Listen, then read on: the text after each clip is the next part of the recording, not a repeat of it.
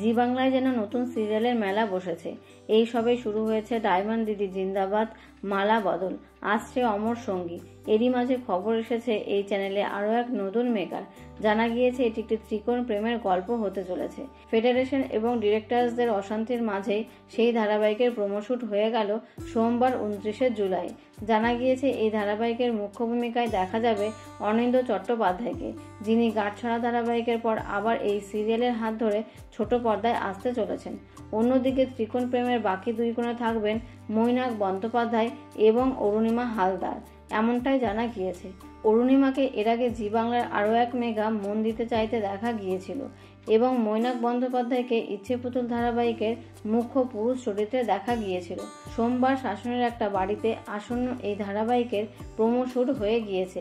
এলাহি আয়োজনের মাধ্যমে সুসম্পন্ন হয়েছে এই মেকার প্রোমো শুটিং। জানা যাচ্ছে যে এই সিরিয়ালের নাম হচ্ছে কাজল নদীর জলে। জানা যাচ্ছে যে 12ই আগস্ট থেকে দুপুর 2টোয় জি বাংলা চ্যানেলে এই মেগা সম্প্রচারিত হবে।